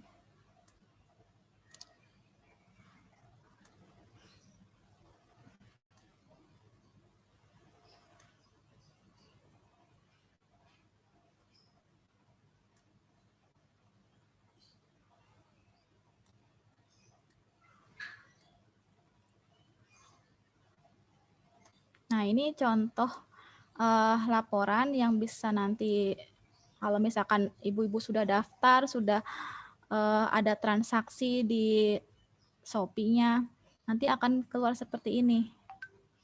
Ada balance-nya juga, terus ada nominalnya juga. Jadi nanti pendapatannya bisa dilihat dari totalnya. Yang paling atas sih biasanya. Karena di sini kan ada tanggal-tanggalnya nih, per tanggal. Ini per tanggal bulan Mei.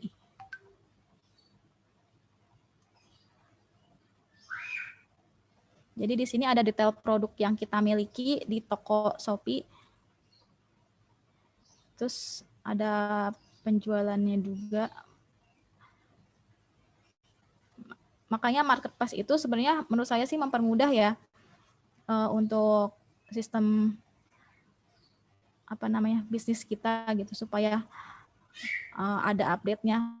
Kadang kemarin juga saya juga ditawarin sama ibu-ibu Agrianita IPB untuk meminta katalog. Waduh, saya kan nggak pernah bikin katalog gitu kan untuk produk saya ini.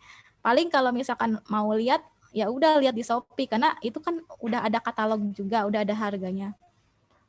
Nah itu mempermudah kita juga. Kita tinggal print screen gitu, terus nanti kita share, bisa lewat WhatsApp juga di status gitu-gitu. Kalau misalkan ingin mempromosikan di media sosial yang lain.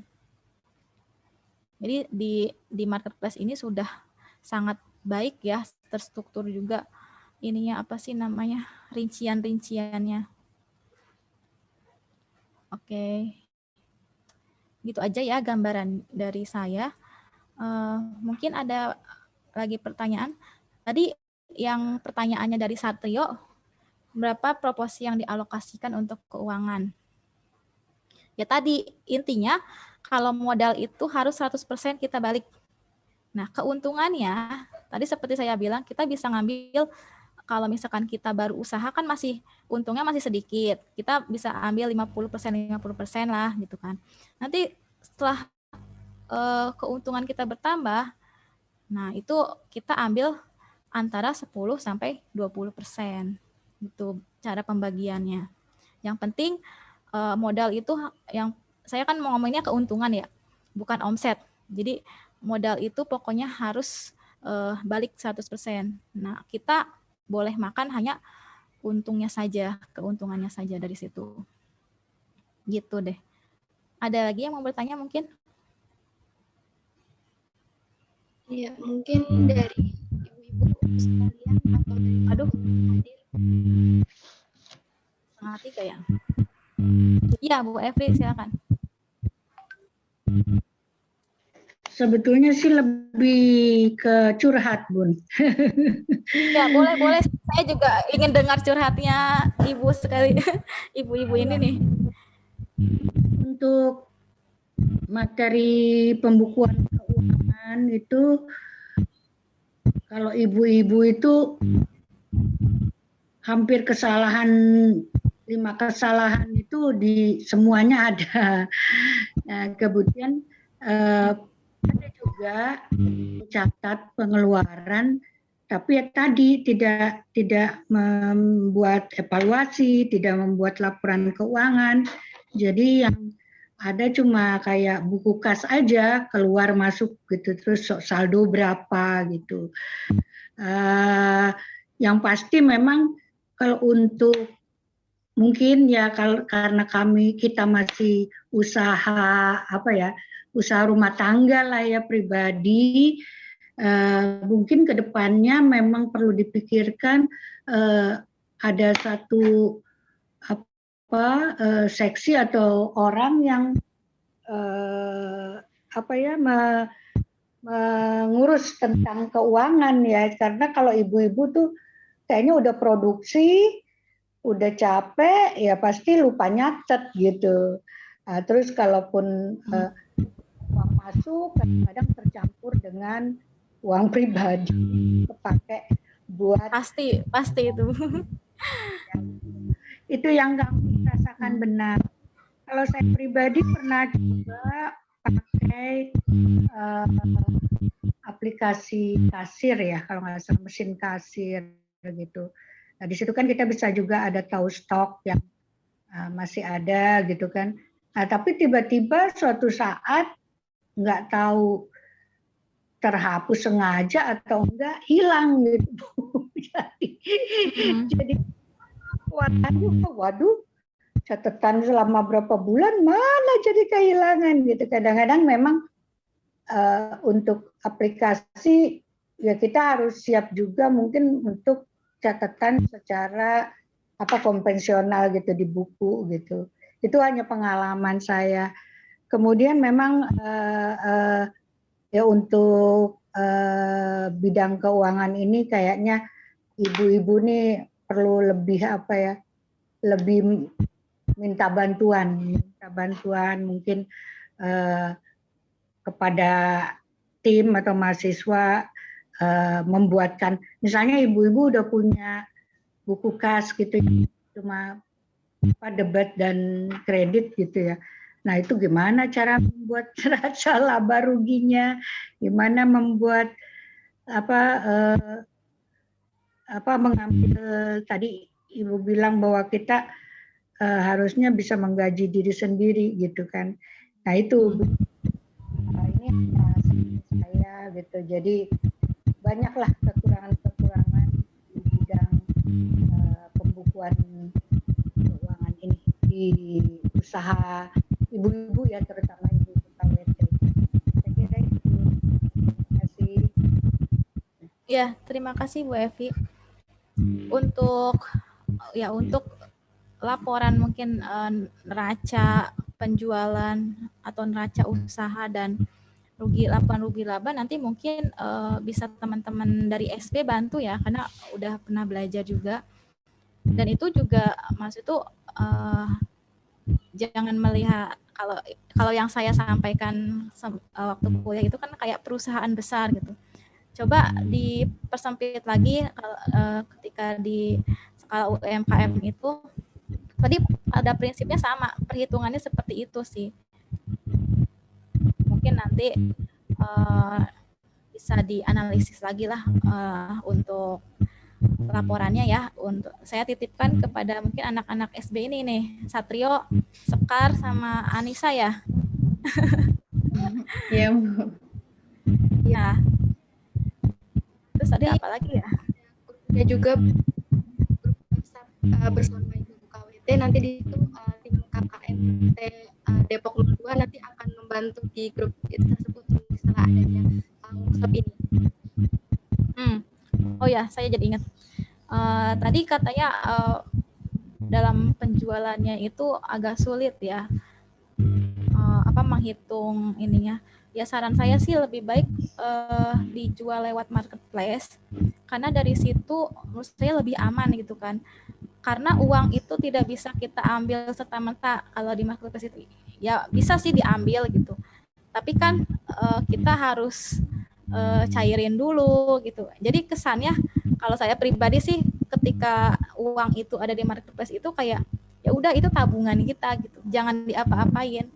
Nah, nanti juga Dan selain mungkin saya juga selain di marketplace juga jualan offline juga.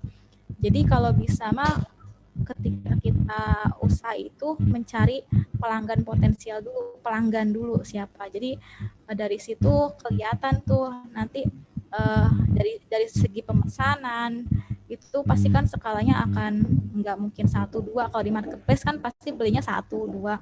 Nah kalau misalkan kita sudah punya pelanggan itu pasti mereka belinya dalam skala agak besar gitu. Nah dari situ mungkin yang bisa dilakukan, jadi pembukuan itu tadi seperti saya sampaikan ada dalam menggunakan aplikasi itu ada untungnya ada ruginya. Nah kalau misalkan untungnya kita kan bisa cepat ya, bisa terbantu dengan cepat. Tapi ruginya nanti suatu saat aplikasi itu hilang atau terhapus atau ada virus atau error gitu kan. Nah, itu akan hilang. Nah, makanya di sini saya rekomendasikan aplikasi Buku Kas ini dia bisa langsung di-print gitu. Jadi walaupun kita punya soft copy-nya, kita juga bisa punya hard copy-nya. Nah, seperti itu. Mungkin bisa diaplikasikan ya teman-teman. Nanti dibantu ibu-ibunya bagaimana pembukuannya juga. Mungkin itu dari saya, Bu. Ya. Ya baik Bu Ani, terima kasih. Ya Bu, sama-sama. Mungkin ada lagi teman-teman yang ingin bertanya dari ibu-ibunya. Satu lagi boleh Bu. Ya. Saya waktu usaha saya di Jambu Bicara, saya ikut Tokopedia. Nggak aktif gitu ya, dan belum saya hapus gitu. Nah, itu sebenarnya gimana Bu? Nah, terus yang sekarang ini yang frozen food saya ada di Shopee, terus di ya kayak GrabMart ya, GrabFood-nya yang untuk frozen. Tapi kok ya ini lagi kembali lagi paling minta bantuan teman adik-adik mahasiswa, gimana sih supaya produk itu kita laku gitu, kok kayaknya yang beli jarang gitu. Ya apakah ada trik-trik khusus gitu supaya orang mencoba lah minimal produk kita itu Bu. Terima kasih. Ya.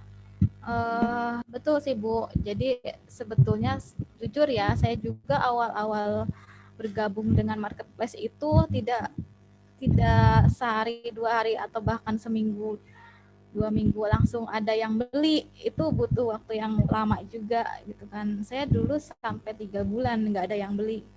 Nah itu saya sadar ternyata ada kelemahan dari situ. Kan di marketplace itu banyak sekali, itu kan istilahnya kayak perang dagang gitu kan. Dan harga juga menentukan Bu. Mungkin yang produk yang Ibu jual harganya terlalu tinggi dibandingkan dengan produk yang lain, bisa saja. Yang kedua bisa saja mungkin dari segi keterangan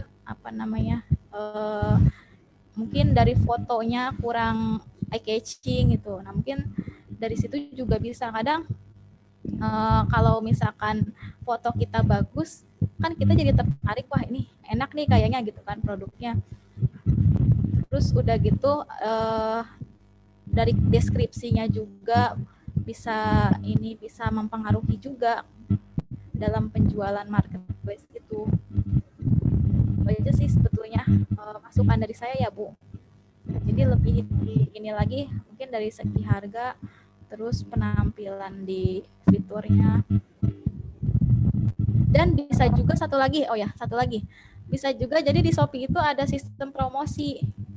Nah kita tuh bisa milih gitu Bu, bisa milih berapa investasi promosi kita untuk toko di marketplace itu. Kalau saya sih dianggarkan itu 1 hari 3.000 sorry. Itu terserah kita sih sebetulnya mau 1.000, 2.000, 3.000. Jadi semakin besar kita investasi untuk iklan, maka toko kita akan di-up sama Shopee-nya. Jadi akan berada di atas. kadang kan kita misalkan kalau kita cari frozen food, nah itu kan muncul tuh dari atas sampai ke bawah produk-produknya, tokonya dengan toko yang berbeda-beda. Nah itu fungsinya kita pakai Shopee Ads namanya, jadi pakai iklan gitu. Jadi anggarkan saja berapa sesuai dengan kemampuan usaha kita. Ya, dari situ sih biasanya minimal ada yang ngelihat gitu kan. Kalau udah ada yang ngelihat kan pasti toko kita ke up secara otomatis, karena itu kan pakainya sistem mereka. Semakin banyak yang ngelihat, semakin produk kita ke atas gitu. Atas. Iya Bun, siap.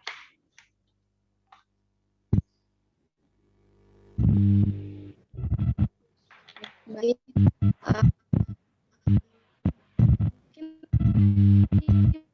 Pertanyaan dari Bu Esi. Mungkin KKI Payung Jaya atau Depok Kota 02 tindak lanjut lagi nanti di grup WhatsApp bersama teman-teman saya, bersama teman-teman. Karena waktunya sudah lewat ya Bu, udah lewat ya udah.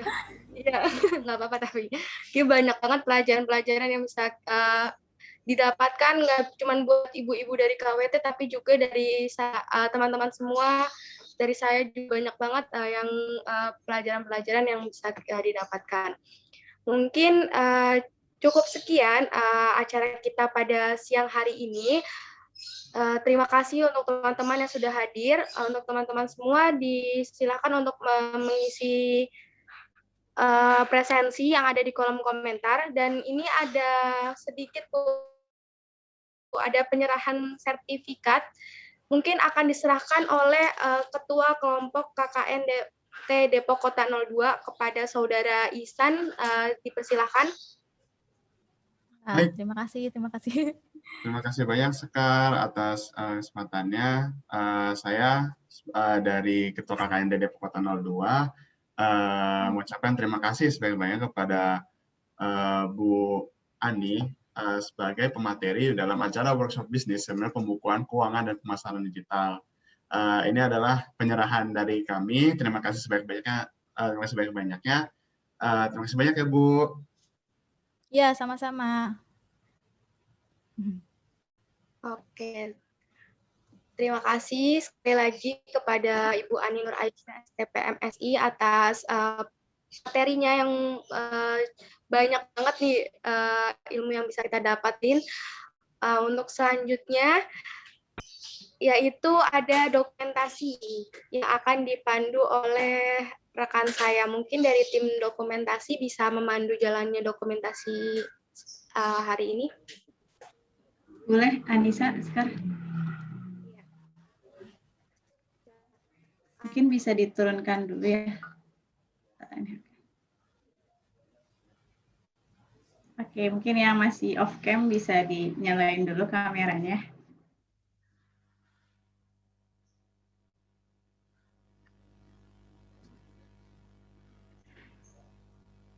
Oke, bagaimana Satrio, Safa, Bu Ratna, mungkin Bu Rama, Bu Kristiani, apakah masih bisa on cam?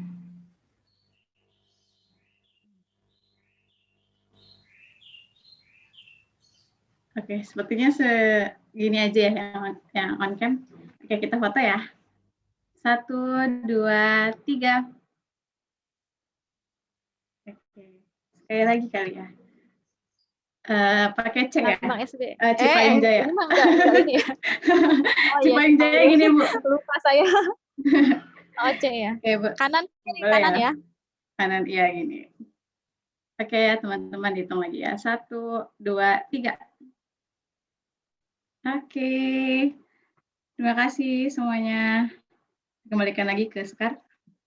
Iya, terima kasih semuanya sudah hadir pada siang hari ini, sudah menyempatkan hadir. Terima kasih untuk Bu Evi, terima kasih untuk Bu Ani. Saya sebagai MC pamit undur diri. Wassalamualaikum warahmatullahi wabarakatuh. Terima kasih banyak Bu. Terima kasih ya. Terima kasih. Terima kasih Bu. Bu Evi, terima kasih. Terima kasih Bu. Terima kasih Mas Jauhar. Bu Evi. Selamat. Terima kasih, Bu. Semangat ya teman-teman. Iya, Ibu Ani. Perjalanan masih panjang. Makasih Bu Ani, izin Ya, live. sama-sama. Izin live ya teman-teman. Assalamualaikum. Iya, Ibu. Baik, Ibu. Waalaikumsalam warahmatullahi Waalaikumsalam. Banyak. Salam Ibu.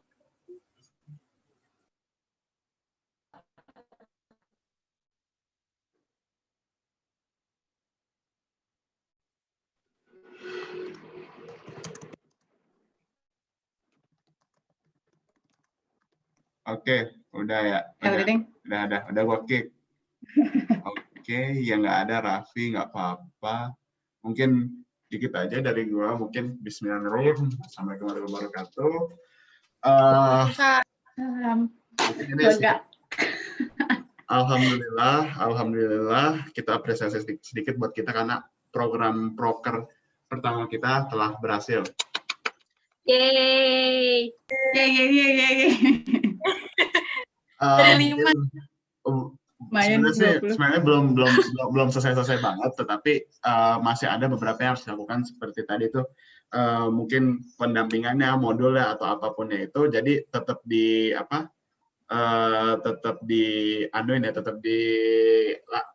pendampingan lah apapun acara di sini. Mungkin sedikit aja evaluasi dari gua. Mungkin terkait ini aja sih, terkait durasi, karena durasi kan tadi sebenarnya kita maunya sampai jam 2, cuman ini ngaret 45 menit malah, hampir 40 menit malah.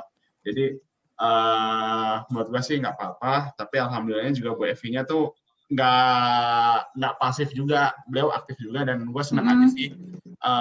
Dan yang mungkin lebih diperhatikan lagi gara-gara kita emang fokusnya banyaknya di YouTube, nggak terlalu di Zoom. Jadi masalah partisipan yang datang cuman tadi berapa tuh masih menurut gue sih nggak apa-apa. Cuman yang penting habis ini mungkin tugasnya Humas atau kalau misalnya teman-teman yang punya kenalan, share-sharein aja link YouTube-nya, nanti gue upload setelah ini. Tunggu bentar, ini belum di stop recording.